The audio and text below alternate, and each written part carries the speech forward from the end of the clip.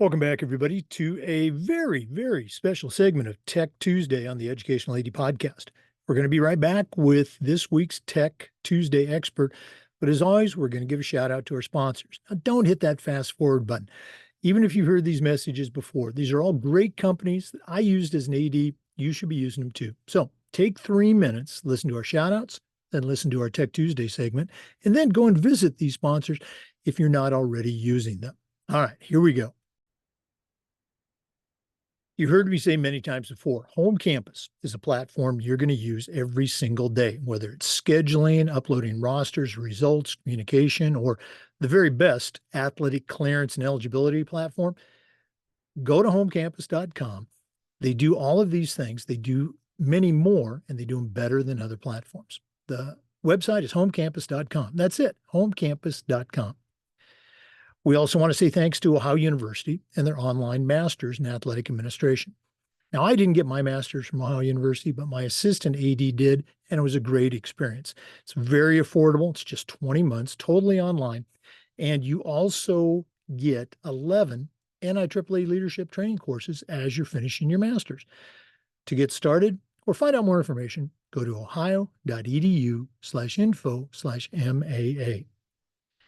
We also want to say thanks to Gipper. If you're not creating social media content to celebrate your student athletes, you're missing out on a great opportunity. Your kids are on social media and they want to see this stuff, and Gipper makes it so easy to do. Go to Gipper.com. They'll have you creating world-class content in seconds. That's Gipper.com. We want to say thanks to Huddle. As a football coach, I used Huddle for years. When I became an AD, I made sure we were a Huddle school. And our coaches, our student athletes, even our parents loved all the features that Huddle provides. Join the 8 million users. Turn your school into a Huddle school. We also want to say thanks to Sideline Interactive, indoor score tables and video boards. Go to their website, sidelineinteractive.com, schedule a live web demo to see their products in action. You're going to be very impressed. Our Sideline Interactive indoor score table gets used for all the home games, but it also gets used for pep rallies, for signing ceremonies. You just can't believe how versatile it is. Go to sidelineinteractive.com for more information. We'd like to thank Athletic Surveys. In my school, we use surveys for everything. And the neat thing about surveys is they connect you to everyone in your program, whether it's teachers, parents, student athletes, and having that data, that collective data, is so very valuable, especially when you're visiting with a frustrated parent or student athlete, or how about your principal or even your school board. Go to athleticsurveys.com. They'll create a custom survey just for your school that lets you take the pulse of everybody in your program. It's athleticsurveys.com. We want to thank Vital Signs Wall of Fame. If you're looking for the coolest way to display your school record boards for all the teams, for all the different events, or show off your school's Hall of Fame, go to vitalsignswalloffame.com and take a look at their interactive touchscreen video consoles. It's also a great way to share your school's unique history and brag about your proudest moments.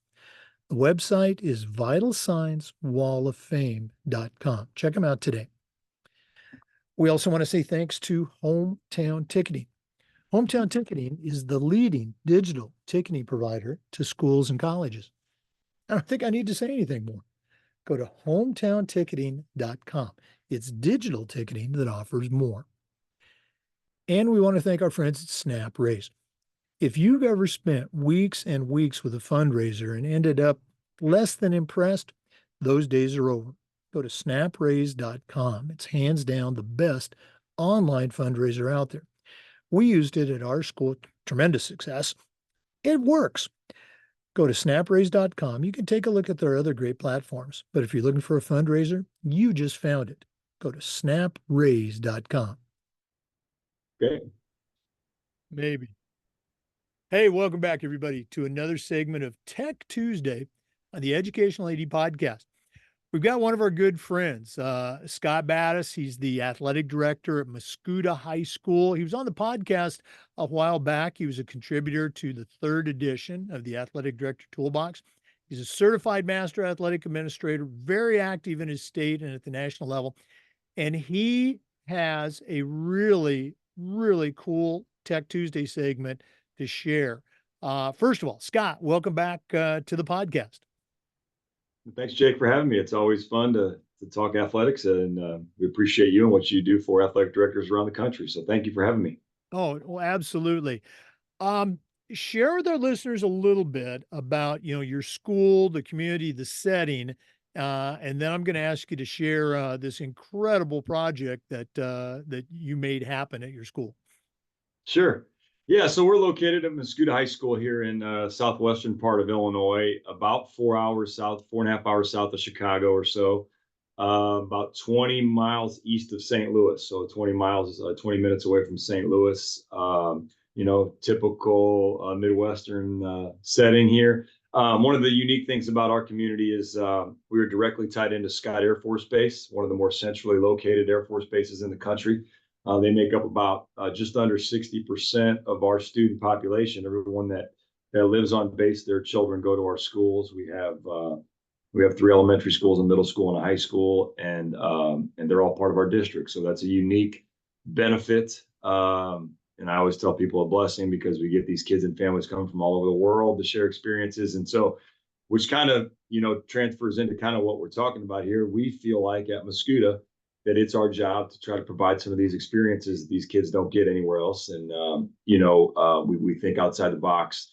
Our wheels are constantly spinning. We don't like to stand still, and continuing to try to set a standard that we believe we need to be for these families when they move in. And obviously the families that make up our community here in Mascoutah, many of them born and raised here, many of them also military families that have decided to retire here and make this their home. So it's really a great melting pot of people here in our community.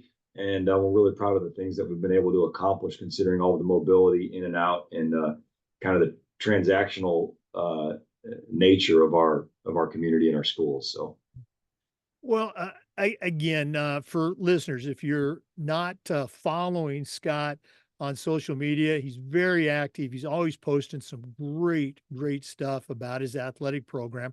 And I asked him on today to share, I'm going to say it again, a really, really cool event that I think any AD would want to do. And hopefully Scott's going to be able to provide some details about how they made it happen. So, Scott, I don't want to steal any of your thunder. Kind of give, I talked about this a little bit, give a little bit of the background of what we're talking about, and then share with our listeners how you were able to pull it off so successfully at the high school level. Sure. So obviously we're alluding to our outdoor volleyball event that we had just 2 weeks ago here on our campus in our stadium. We were like I said, we take a lot of pride in being visionaries here and doing things that are creative. And I know Nebraska had an outdoor volleyball game last year. The funny part is we actually had the wheels spinning on an outdoor volleyball game long before that happened. We'd already had outdoor wrestling.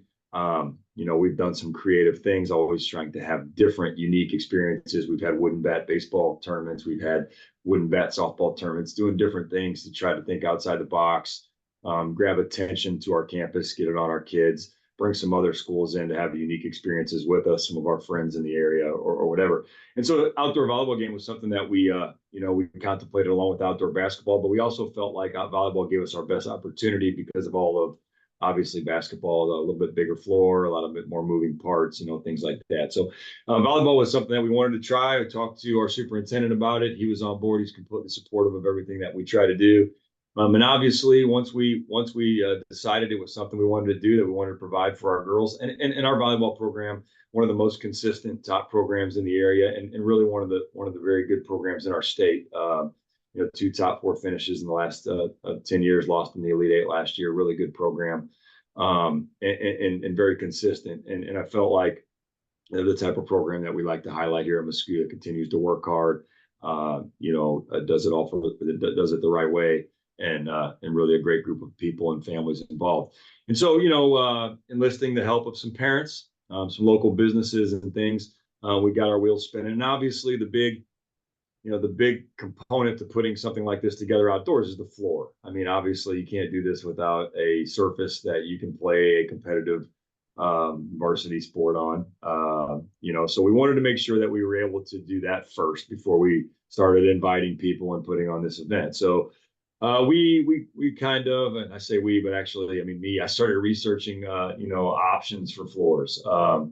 We looked at some of the things they use in the club environments, some of the thinner sport court type surfaces. Actually, thought that's what we were going to try to use, and then kind of went against that because it wasn't quite thick enough, didn't give us a firm enough kind of feel for what we thought we needed to play, like I said, a varsity volleyball event. So out of the blue, I got an email from a company called Repurposed Materials. I guess that's a shameless plug for their company since they helped us out. But they were offering a floor that was actually made by Field Turf that snaps together sort of like Legos. It's a little bit thicker. It's on a firm, a very solid foam surface, and then like a laminate flooring over the top. So it gave us a pretty sturdy surface. They had plenty in stock. We felt like the price was right. I also felt like it gave us an opportunity to do hundreds of other things with this court. It wasn't lined. It looks like a wood floor. We can play pickleball with our PE classes out in the stadium. We can do all kinds of things with this interchangeable floor.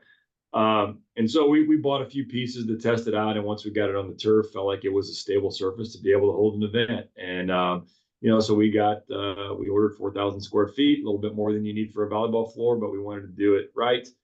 And then as soon as we got the floor, we ran our volleyball team out there for kind of a camp day this summer to see how it held up.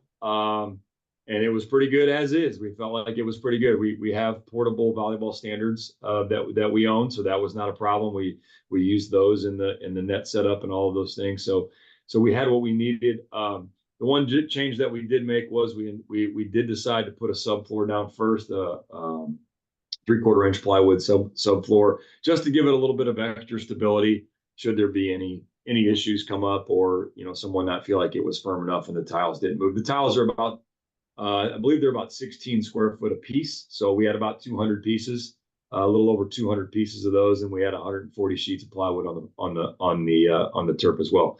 So when we constructed that, felt really good about it. We actually used wrestling tape for the seam so that there was no issues with a seam. Tried to take every safety precaution we could. We had, we did. I know a lot of people, because when I tell the story, we did end up inside at the end of the night for the last game because of some condensation that we got on the court, which I've made public.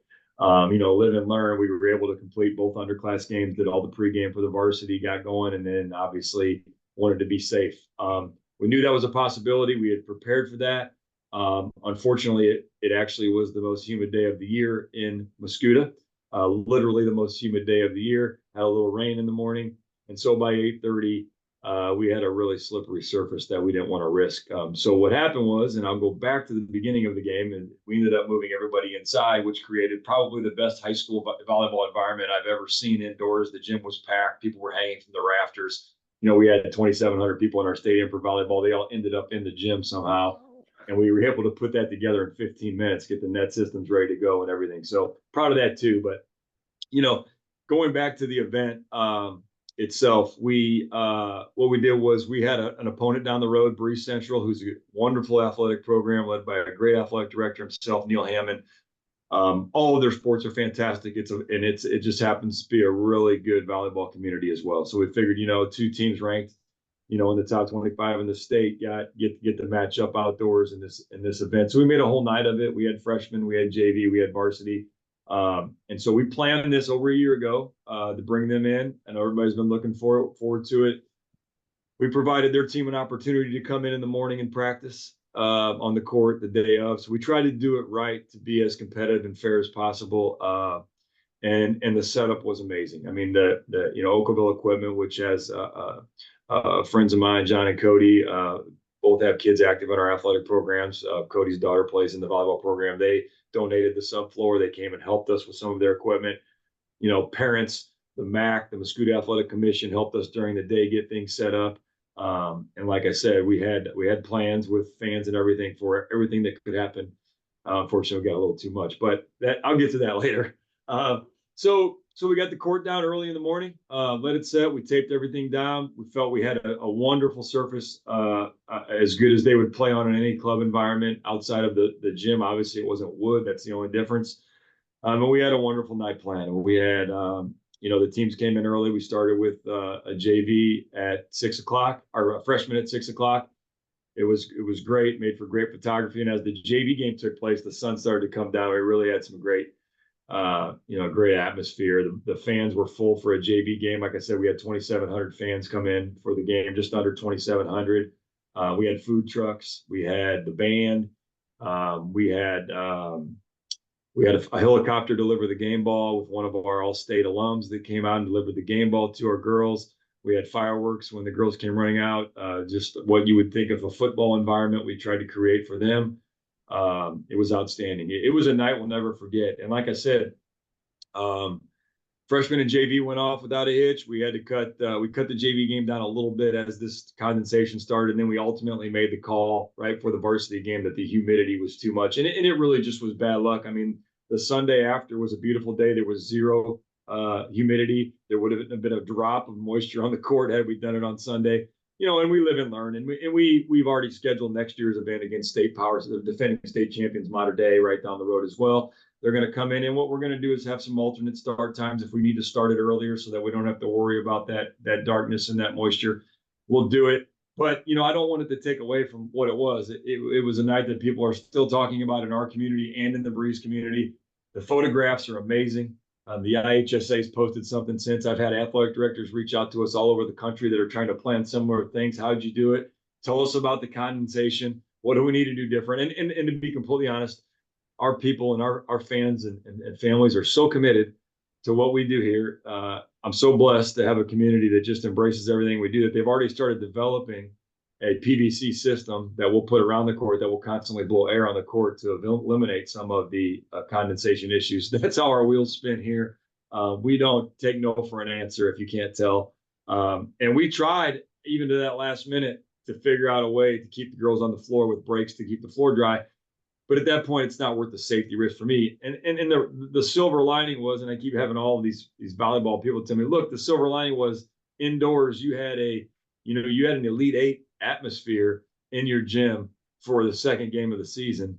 And it was just a wonderful night. A lot of work. My wife and my kids will tell you it was a couple sleepless nights there. We hosted football Friday night. So we hosted football Friday night, and then we turned around and hosted a volleyball event too. And if you know our community, you know that we draw well for all of those events. So there was, 4,000 people on our campus in 24 hours. And, plus our law enforcement and our fire department who was involved and brought a huge American flag to hang over the court. If you've seen the pictures, just community events and I always tell people this, we draw well for football. We do. We're fortunate. We draw well for events like this, volleyball. We draw well for a lot of things, but these are community events for us here. These are the way that we bring people together in our community. These are the way that our kids can express themselves in front of our people. And if you come here, you can tell what kind of bond that our community has with our program, and really just a blessing to be here. I think that we've all bought into some of the same principles and some of the same ideals. We're all in it for the right reasons here. We continue to push the envelope. We're thinking about things right now we can do that, and I want people to understand, it's not we're trying to do other things that people aren't doing. That's not it. It's not about, for us, it's not about anybody else. It's about us. If somebody has a great idea, we'll do it too. We've stolen things from lots of people to do here, but we want to do things, and we want to give kids experiences here. The 2 or 4% of kids that go on to play college athletics, a lot of them are able to experience some of these really cool and unique things. But we feel like we have an opportunity here to give all of the kids those cool and unique things here. And so we'll continue to do things that make our environments second to none. And then when other people have great ideas, you can count on us using those too. We have a lot of pride here, but we're certainly we're certainly willing to share, and we're willing to also borrow. And for that. So just really thankful. And I really appreciate you allowing me to share it, because it was one of those nights that we want to talk about for a long time. Boy, great job. I was going to ask you at the end, well, what were the three most important things for somebody who's thinking about doing this. And you listed probably 10 or 12 of the most important things. And Yeah. they're all, equally important. The community help, the boosters. I mean, just everybody got involved. And you just kept coming back to it. Community, community, community. And I Yeah. love the point you made there at the end. I'll hear I do a lot of meetings here with our state and other states too, but coaches will come in sometimes they'll say, well, we got to prepare these kids for college.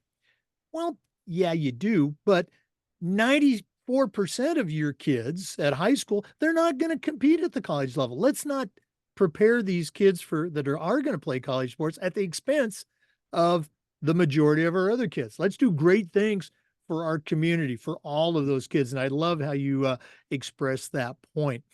Um, for listeners, as I mentioned, Scott's very active on social media, always posting great stuff about their program. Scott, if somebody wanted to start following you, if they're not already following you, or just connect with you and add you to their network, because listeners, you got a tremendous resource here. What's the best way that they can follow or connect? Yeah, I'm very active on Twitter, or X, I guess it's called now. I don't, and that's my personal Twitter or X to follow is at Coach B83. I've had that forever, and that's why that name's never changed. But Coach B83 is that. You can also follow us at MHS_19 athletics on X as well.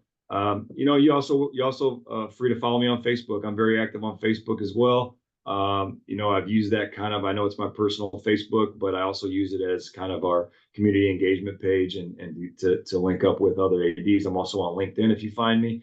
But I'm an open book. I like to share things with other people. I reach out to people when I need help as well. So especially young ADs, I feel like, I can be a great resource because I was that guy that took this seat right here with no idea what I was getting into 11 years ago. And I think it's very important I think it's funny. I got this list right here that I made when I took the job of all the things I wanted to accomplish. And some of them are crossed off. And there's a few others that we still need to get to, and I still add to it. I think that's important. If you want to accomplish things, write them down and then check them off as you go. Hold yourself accountable, and those are the things I love talking about. So people want to chat about that. Great, love to share that. Love to share things about our leadership program that we have every other Wednesday and all those things. I did want to mention, Jake. I could never forget these ladies and thank them enough. But our booster club, and you mentioned it, they're part of our community, obviously. But obviously they help fund things like this. They help us. They work tirelessly in the concession stand. And they give us those opportunities. So if I'm talking to a young AD right now, make friends with your booster club. Get to know those people, make them part of your family, because without them, you really don't have a chance with some of these extra things. Our school budget, I don't want to do. I always tell people too, because obviously when you spend money on things like this, questions come. We didn't spend one dime of taxpayer money on this court or anything that we did to put on the game. We used money that we raised or our booster club funded us with. And to me, that gives you a little bit of latitude to be able to do some fun things, because not everybody agrees with thinking outside the box and doing these extraordinary things. So you need to be able to use those resources. And I think that's really important. I'm thankful there's a group of ladies, Sue and Billy, they are my right and left hand folks when it comes to doing things like this. So you got to have relationships with the right people. That'll take you a long way. Oh, wow. Another great lesson from a master athletic director. Scott, thanks again for sharing. I know it's an incredibly busy time for you and for all ADs. Appreciate you sharing with our listeners, and going to look forward to catching up with you at the national conference in Austin. I'll be there. Looking forward to it. Okay. For our listeners, we hope you're going to be there too. And just a reminder, we upload the Zoom recordings of all of these interviews to the Educational AD Podcast YouTube channel. We do this every week on Tech Tuesday, and just about every day we try to share stories and best practices. So let's get you on the podcast, and we'll look for you next time on the Educational AD Podcast. Thanks for listening. Wow, make sure you connect with Scott Battas. Great stuff. Before we go, we want to make sure you connect with our sponsors too, because they can help you do your job even better. Gipper.com for Gipper, Huddle hometownsrace.com, hometownticketing.com, snapraise.com, vitalsignswalloffame.com, ohio.edu/info/MAA for their master's in athletic administration, athletic surveys by LifeTrack, Sideline Interactive, and Home Campus. Thanks again for listening. We'll see you next time on Tech Tuesday on the Educational AD Podcast.